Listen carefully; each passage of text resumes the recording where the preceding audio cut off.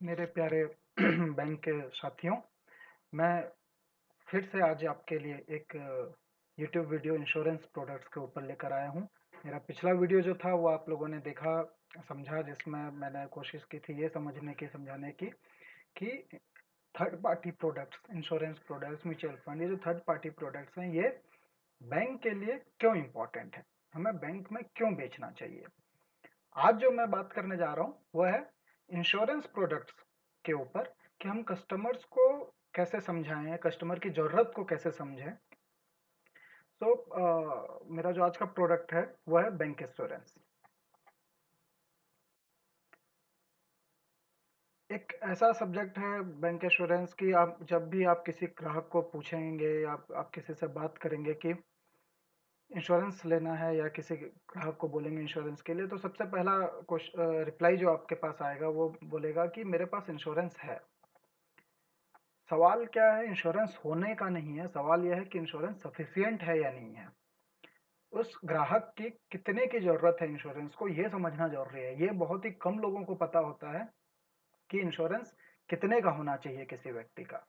तो आज इस एक्सेल में, आगे एक एक्सेल में हम कैलकुलेट करेंगे कि किसी व्यक्ति की इंश्योरेंस कितने की होनी चाहिए और वो इंश्योरेंस किस तरीके के प्रोडक्ट वो ले सकता है। लाइफ इंश्योरेंस का कंसेप्ट बहुत ही क्लियर है। In case of death of the policy holder, एक sum assured amount policy holder की फैमिली को मिलता है। इसमें जो प्रीमियम पे किया जाता है वो प्रीमियम के अगेंस्ट में इंश्योरेंस कंपनी एक लम सम अमाउंट, एक बड़ा अमाउंट उसकी फैमिली को, डिसीज्ड फैमिली को एक सम एश्योर्ड अमाउंट देती है। ये इंश्योरेंस का कंसेप्ट है और ये एग्रीमेंट जो होता है वो इंश्योरेंस पॉलिसी होती है। The purpose of insurance is very clear, to protect the family. Financial support के लिए फैमिली के protection is the only objective. लेकिन समय के साथ, डिमांड के साथ, अलग अलग प्रोडक्ट्स के डिमांड के साथ हमने इंश्योरेंस प्रोडक्ट्स को कई सारे अलग इन्वेस्टमेंट प्रोडक्ट्स के साथ मिक्स करके अलग अलग प्रोडक्ट्स हमने निकाल लिए। बट जो बेसिक जो इंश्योरेंस होता है वो होता है टर्म इंश्योरेंस। टर्म इंश्योरेंस में प्रीमियम वापस नहीं मिलता, वो इन्वेस्टमेंट नहीं होता है, प्योर प्रोटेक्शन प्लान होता है। तो हम बात करेंगे इंश्योरेंस में। जब हम इंश्योरेंस लाइफ इंश्योरेंस की मैं बात कर रहा हूँ पहले, सबसे पहले तो लाइफ इंश्योरेंस में किन किन चीज़ों को कंसिडर करना है, क्या क्या ऐसी चीज़ें हैं जिसके जो हमें चाहिए, जिनको जिनके जिनके लिए हमें प्रोविज़न करना है, हम उस पे बात करेंगे। तो देखिए, हम देखेंगे इसमें लोन्स जो हैं, किसी व्यक्ति का जो लोन है वो पूरी तरीके से आज की डेट में जितना लोन आउटस्टैंडिंग है वो कवर होना चाहिए। हाउस प्रॉपर्टी का कोई प्लान है, अगर देखिए हाउस, अगर लोन में हाउसिंग लोन भी इंक्लूड है तो ये प्लान की जरूरत नहीं पड़ेगी। लेकिन अगर हाउसिंग लोन इंक्लूड नहीं है, उस केस में कोई उस परिवार के लिए एक घर खरीदने का जो प्लान है उस व्यक्ति का, वो अगर है तो वो प्लान का प्रोविजन भी करना पड़ेगा। डेली एक्सपेंसेस, उस परिवार को चलने के लिए जो खर्चा जरूरत पड़ता है, महीने का राशन पानी, आना जाना, जो खर्चा जरूरत पड़ता है वो खर्चे का प्रोविजन हमें करना पड़ेगा। फ्यूचर मेजर एक्सपेंसेस यानी कि एजुकेशन, बच्चे के एजुकेशन या उनकी शादी का प्रोविजन, उनका ये बड़ा खर्चा जो जीवन में दो बड़े खर्चे होते हैं, पढ़ाई और शादी बच्चों की, उसके लिए प्रोविजन करना पड़ेगा। तो ये कैलकुलेट हम करेंगे कि कितना किसी व्यक्ति का इंश्योरेंस होना चाहिए। अब देखिए, इंश्योरेंस को, लाइफ इंश्योरेंस को हम 5 अलग-अलग तरीके से हम कैलकुलेट कर सकते हैं कि कितना किसी व्यक्ति का इंश्योरेंस होना चाहिए। ये 5 अलग-अलग कंसेप्ट हैं, मैं जो आपके सामने अभी आपको दिख रहा है। एक-एक करके इस कंसेप्ट को पहले समझते हैं। नीड एनालिसिस जिसकी बात कर रहा हूँ, नीड एनालिसिस जो सबसे पहला कंसेप्ट है, ये होता है कि हमने इस स्लाइड में जहाँ देखा कि उसकी क्या-क्या ज़रूरतें हैं, उन ज़रूरतों के आधार पर उसका एनालिसिस किया जाए कि कितना इंश्योरेंस होना चाहिए। ये एक एक्सेल शीट के माध्यम से हम समझने की कोशिश करेंगे। उससे पहले मैं बाकी 4 जो कंसेप्ट है उनको क्लियर कर दूँ। एक्सेल शीट में चारों पाँचों कंसेप्ट जो हैं उसका कैलकुलेशन भी है। सेकंड है ह्यूमन लाइफ वैल्यू, किसी व्यक्ति की फाइनेंशियल वैल्यू क्या है उसकी फैमिली के लिए, वो वैल्यू उस फैमिली को मिलना चाहिए। जैसे कि कोई व्यक्ति अगर साल भर में 12 लाख रुपए कमाता है और उसमें से 3 लाख रुपए अपने खुद के ऊपर खर्च करता है, यानी कि 9 लाख रुपए बच गए उसके परिवार के खर्च करने के लिए। तो जो 9 लाख रुपए है ये है उसकी human life value for that particular family. Third जो कंसेप्ट है that is income replacement value. Income replacement value इसका मतलब हो गया कि जो एक एनुअल इनकम है वो एनुअल इनकम आने वाले कितने सालों तक वो कमाएगा। जैसे 40 साल की उम्र में अगर 60 साल का रिटायरमेंट है तो 20 सालों तक एनुअली 12 लाख रुपए वो कमाएगा। तो उस परिवार उस व्यक्ति के जाने के बाद उस परिवार का जो टोटल नुकसान है वो 12 लाख रुपए multiply by 20 years remaining retirement period के लिए। सो वो ये उस परिवार का नुकसान है। ये एक कंसेप्ट है, इतने का प्रोविजन होना चाहिए। फोर्थ जो ऑप्शन है वो कंसेप्ट है वो कहता है 20 से 30 की उम्र में किसी व्यक्ति की 20 से 30 के बीच की अगर उम्र है तब 25 टाइम्स ऑफ इनकम जो सालाना इनकम है उसकी उसका 25 गुने का इंश्योरेंस उसके पास होना चाहिए। अगर वही 40 से ऊपर की उम्र है तो 20 टाइम का 20 टाइम्स 20 गुना का सालाना इनकम का 20 गुना उसका इंश्योरेंस होना चाहिए। ये देखिए थर्ड और फोर्थ पॉइंट बिल्कुल लगभग वही है कि 20 साल 40 साल की उम्र में 20 साल बचे हुए जब हैं रिटायरमेंट के लिए तो 20 साल मल्टीप्लाई बाय एनुअल इनकम। और जो एज 40 फोर्थ ऑप्शन में है उसमें भी 20 टाइम्स ऑफ टोटल इनकम, लगभग कंसेप्ट वही है। पांचवा जो कंसेप्ट बोलता है वो ये कहता है कि premium as percentage of income. कितना प्रीमियम लाइफ इंश्योरेंस में किसी व्यक्ति को पे करना चाहिए। यहाँ आप देखेंगे कि भारत में बहुत ही कम लोगों के पास इतना इंश्योरेंस का प्रीमियम ये इंश्योरेंस लोगों के पास है। फुल्ली इंश्योर्ड लोगों का जो परसेंटेज है वो काफी कम है। हमारा जो एनुअल इनकम का एवरेज एक्सपेंसेस है इंश्योरेंस के ऊपर वो हार्डली 1% होगा किसी का, 1% 2%। लेकिन देखिए कितना होना चाहिए। ये कंसेप्ट कहता है 6% खुद के लिए प्लस 1% हर डिपेंडेंट व्यक्ति के लिए। यानी कि अगर 2 डिपेंडेंट हैं किसी व्यक्ति के तो उसके उसको 8% अपने सालाना इनकम का इंश्योरेंस प्रीमियम पे खर्चा करना चाहिए। ये आइडियल केस है। अभी हम इसको एक्सेल के माध्यम से समझेंगे इन पांचों कंसेप्ट्स को। अभी देखिए ये एक्सेल आपके सामने खुला हुआ है। मैंने बहुत ही सिंपल फार्मूलाज इसमें यूज किए हैं, फार्मूला भी मैं आपको डिस्क्राइब करूंगा। अभी जैसे मैंने एक एग्जांपल दिया, मैंने नेम यहाँ पे डाला मनोज कुमार, एनुअल इनकम 12 लाख रुपए, सालाना उसकी उम्र जो है वो 33 साल, रिटायरमेंट की एज मान ले 60 ईयर्स, आमतौर पर 60 होती है। नंबर ऑफ डिपेंडेंट्स 2 हैं। एक्सपेंसेस ऑन सेल्फ 3 लाख रुपए का लगभग खुद पे के ऊपर खर्च करता है सालाना। कितने सालों के लिए प्रोविजन करना है, यहाँ पे मान के चलते चले 30 सालों के लिए प्रोविजन करना है। 30-33 की उम्र है, 30 सालों के लिए वो प्रोविजन करता है। ये हो सकता है प्रोविजन का उम्र, अब प्रोविजन का ईयर्स जो है वो अपने हिसाब से सेट कर सकते हैं।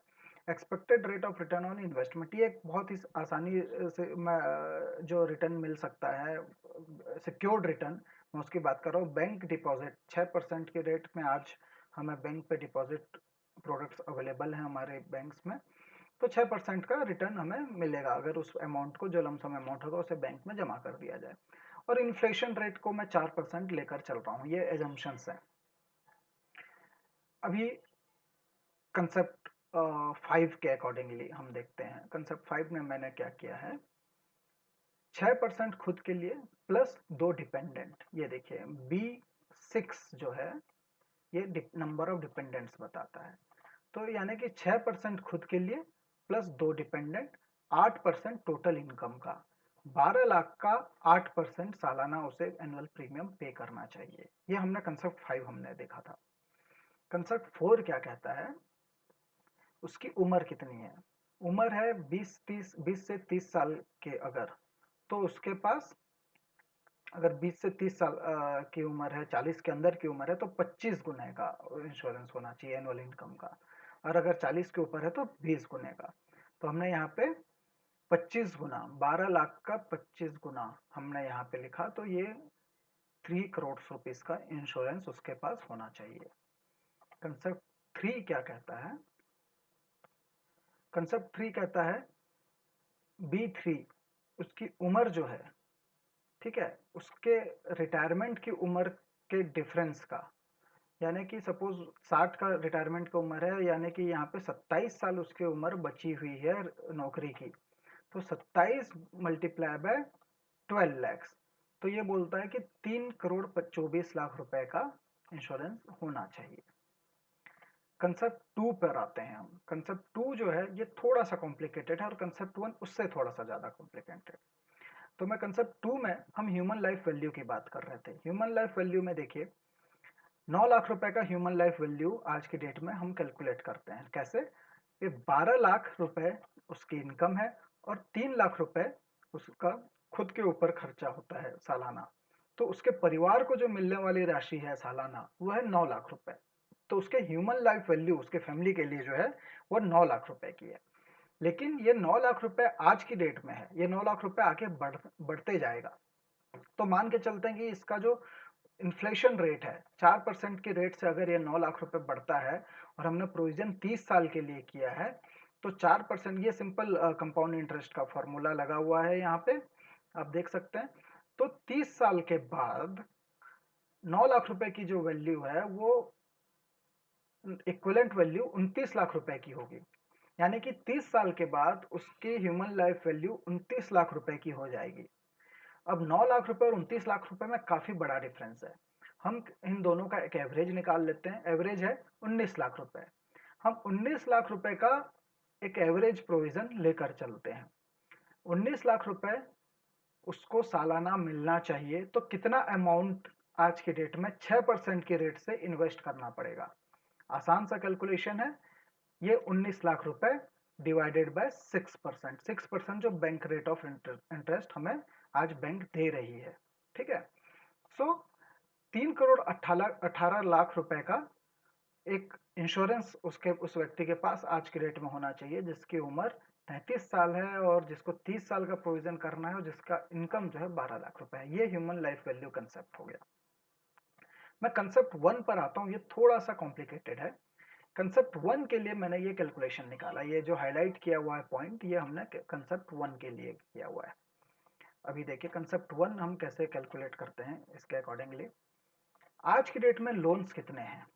मान के चलते हैं एक कार लोन है, 7 लाख रुपए का आउटस्टैंडिंग अमाउंट है। ठीक है, हाउस प्लान, अभी देखिए ये हो सकता है लोन्स में हाउसिंग लोन हो, हाउसिंग लोन होता तो ये 7 लाख रुपए की जगह पे हो सकता है 80 लाख रुपए होता या 90 लाख रुपए होता। अभी हाउस प्लान की बात कर रहा हूँ क्योंकि इसमें हाउसिंग लोन नहीं है, तब यहाँ पे 75 लाख रुपए का हमने एक घर का अरेंजमेंट, घर का व्यवस्था। अब ये 75 लाख रुपए हो सकता है किसी के लिए 40 लाख हो, कहाँ पे रहता है उसके अकॉर्डिंग डिपेंड करता है कि कहाँ पे वो घर लेना चाहता है।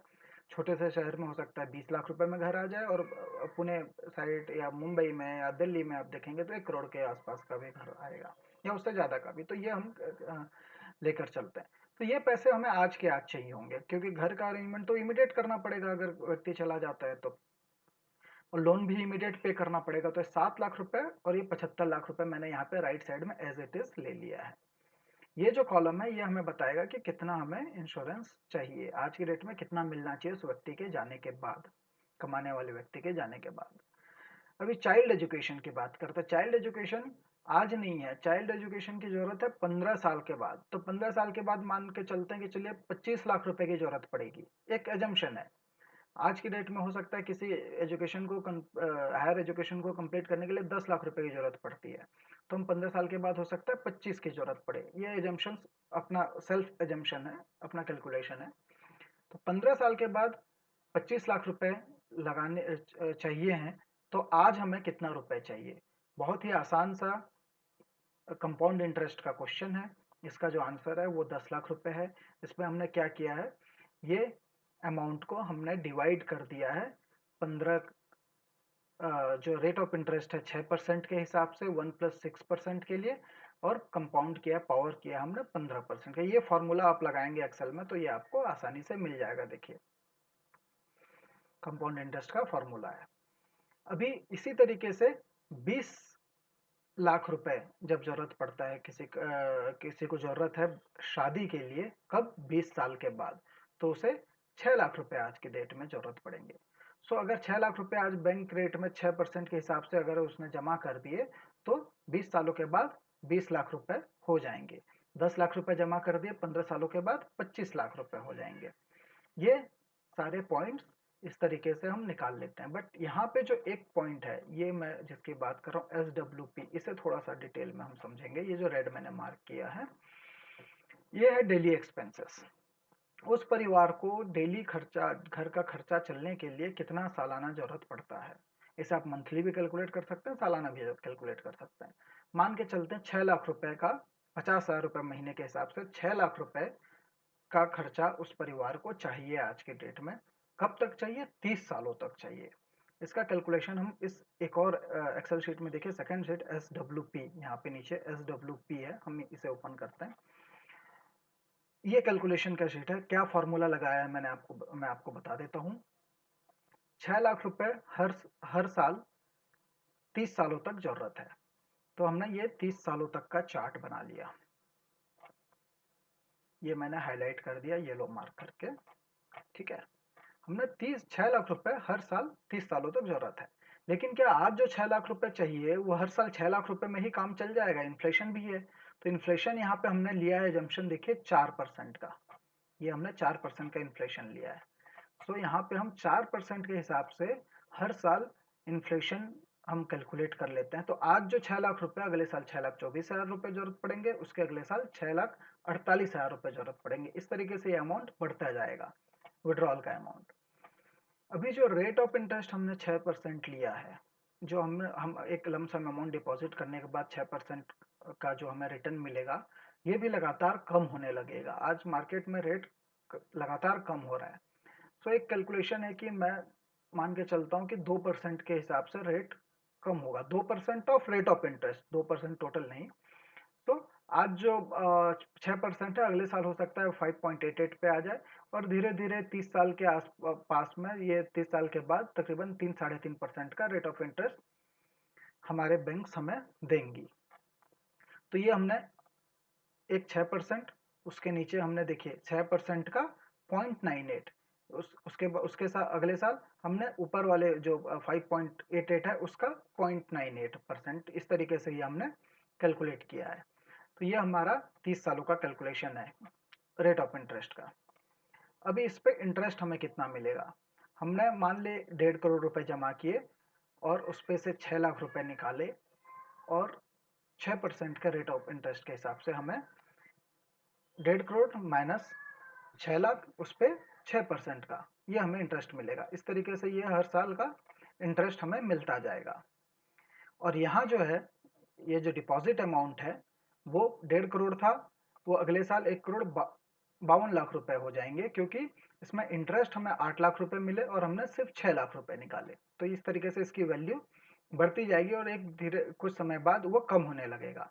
हम ये देखेंगे कि ये 30 सालों के अंतराल में इसकी वैल्यू जीरो हो जाए। हमें 30 सालों के बाद 30 सालों का प्रोविजन करना है, तो हमें कितना अमाउंट यहाँ पर रखना है जिससे 30 सालों के बाद वो अमाउंट जीरो हो जाए। मान ले हमने यहाँ पे 1 करोड़ 40 लाख लिया। अब देखिए, अगर 1 करोड़ 40 लाख रुपए लेते हैं, तब देखते हैं कि हम ये 29th ईयर में ये माइनस आ जाता है, यानी कि 1 साल का हमारे पास प्रोविजन नहीं होगा। तो हमें थोड़ा सा अमाउंट बढ़ाना पड़ेगा। इसको हमने कर लिया 1 करोड़ 45 लाख।